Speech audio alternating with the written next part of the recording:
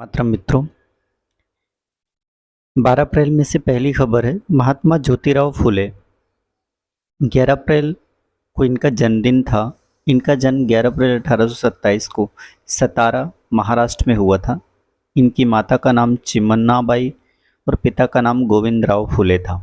इनकी शिक्षा Scottish mission high school Pune में हुई थी और इनका जो मेन उद्देश्य था यानी वो सबसे ज़्यादा दास्ता, गुलामगिरी, सत्सर, नाटक, इशारा और त्रिरत्न कहानी, ये इन्होंने कुछ रचनाओं के माध्यम से अपने एम को बताया है।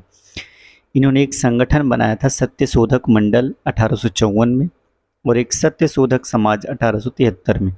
इनकी डेथ हुई थी 28 नवंबर 1890 में। इनके विषय में अन्य तथ्य ये हैं कि फुले के संबंध में डॉक्टर B.R. अम्बेडकर ने कहा था, फुले हमारे देश के संविधान को आकार देने वाले सबसे महत्वपूर्ण व्यक्ति और इसकी सबसे बड़ी प्रेरणाओं में से एक थे। वर्ष 1888 में सामाजिक कार्यकर्ता विट्ठल राव कृष्णजी वंदेकर ने फुले को महात्मा की उपाधि दी थी।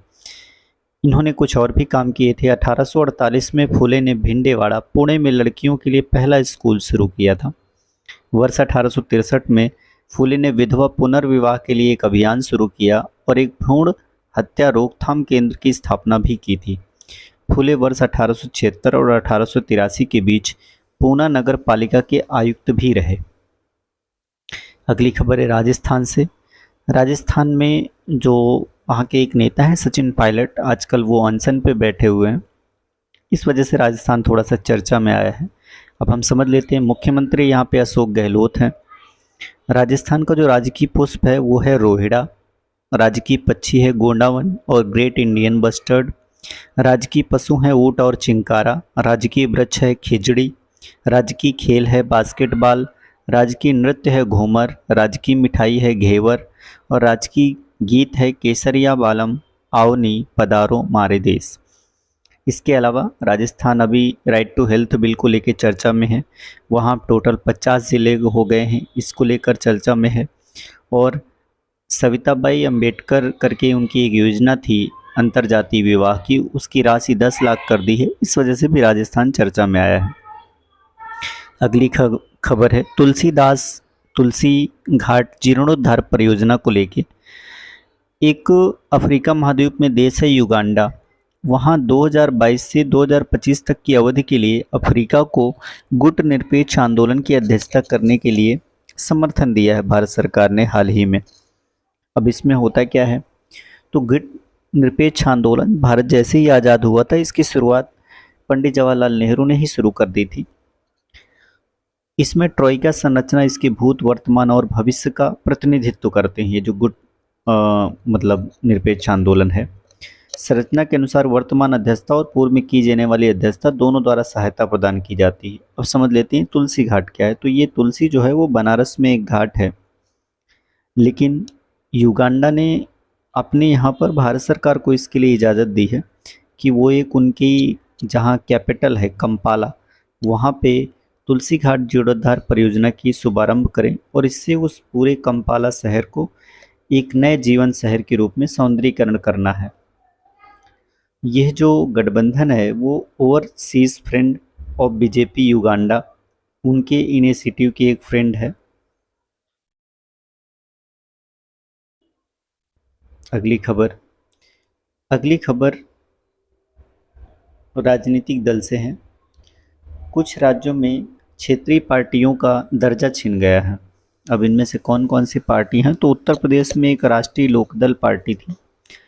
वर्तमान में इसके अध्यक्ष हैं चौधरी जैन सिंह, लेकिन चौधरी चरण सिंह के बेटे अजीत सिंह और उनके बेटे जैन सिंह, ये उनकी पार्टी है और इससे जो क्षेत्रीय पार्टी का दर्जा था वो छीन लिया गया है।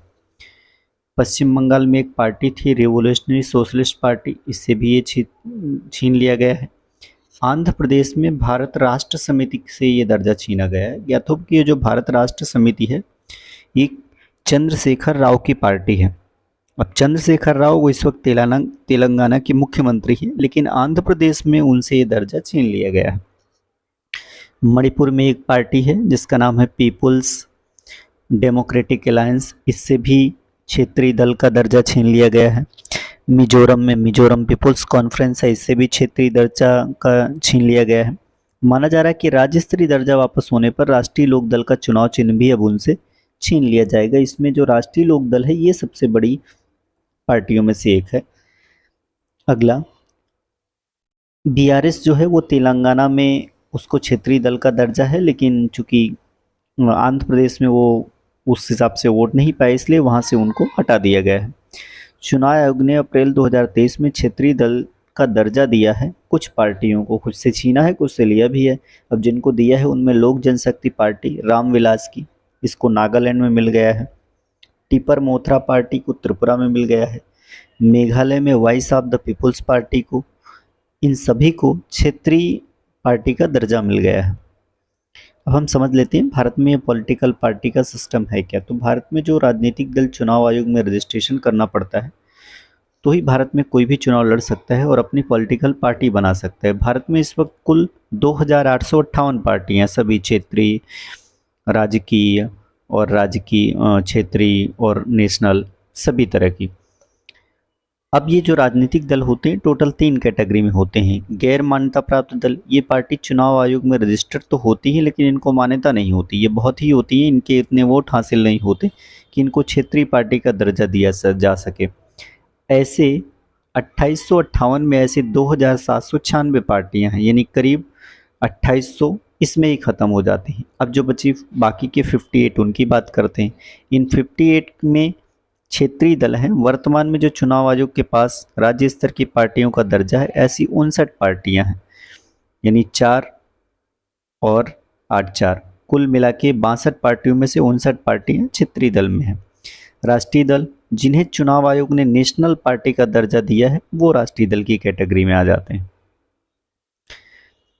T20 क्रिकेट में सर्वाधिक बार हैट्रिक लेने का रिकॉर्ड अफगानिस्तान के एक क्रिकेटर हैं राशिद खान, उन्होंने बनाया है और ये IPL 2023 में उनकी पहली हैट्रिक है, लेकिन टोटल 4 बार वो हैट्रिक ले चुके हैं। इसके अलावा एंडू टाई ऑस्ट्रेलिया की, इन्होंने 3 बार किया है। मोहम्मद शमी पाकिस्तान, इन्होंने 3 बार किया है। आंद्रे रसेल ये वेस्ट इंडीज़ के, इन्होंने भी 3 बार हैट्रिक ली है। हम वापस पॉलिटिकल पार्टी के क्वेश्चन पे आ जाते हैं। भारत में जो राजनीतिक दल हैं उनमें से मैक्सिमम ऐसे हैं जो राष्ट्रीय दल और क्षेत्रीय दल। अब इनमें से क्या होता है कि पहले वो गैर मान्यता प्राप्त दल होते हैं, फिर क्षेत्रीय दल बन जाते हैं और फिर राष्ट्रीय दल की रूप में उभर आ जाते हैं। कुछ इस तरह से इनका पूरा सिस्टम है। अब राष्ट्रीय पार्टी के नियम क्या हैं, तो किसी पार्टी को इन 3 नियमों में से कम एक पूरा करने पर राष्ट्रीय पार्टी का दर्जा मिल जाता है। तो वो कौन से 3 नियम हैं? पहला, पार्टी को कम से कम 4 राज्यों में 6% वोट हासिल हुआ तो भी वो पार्टी आराम से एक मतलब राज्य की पार्टी का दर्जा मिल जाएगी, यानी कोई भी 4 राज्य हो और हर जगह 6% वोट हो। दूसरा, लोकसभा की कुल सीटों में से 2% सीटें, मतलब 11 सीटें जीती हो तो भी कम से कम 3 राज्यों में मिली हुई हो और जीती हुई सीटें अलग अलग राज्य से होनी चाहिए तो भी जीत जाए। यानी अगर वो 11 सीटें जीती हो लेकिन अलग अलग राज्यों से जीती हो और कम से कम 3 राज्य में हो तो भी वो राज्य की पार्टी का हिस्सा हो जाएगा। तीसरा, पार्टी को 4 राज्यों में क्षेत्रीय दल का अगर दर्जा हासिल हो तो हो जाएगा।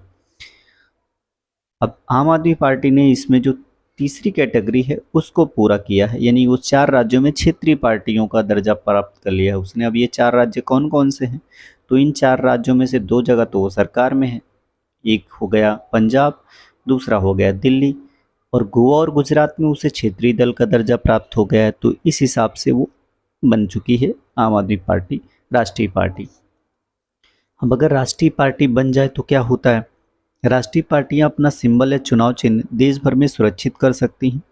राष्ट्रीय पार्टियां चुनाव प्रचार में अधिकतम 20 स्टार प्रचारक रख सकती हैं। इनके यात्रा खर्च को उम्मीदवार के चुनाव खर्च में नहीं रखा जाता। राजधानी दिल्ली में राष्ट्रीय पार्टियों को सब्सिडी दर पर पार्टी अध्यक्ष और पार्टी कार्यालय के लिए एक सरकारी बंगला किराए पर मिलता है।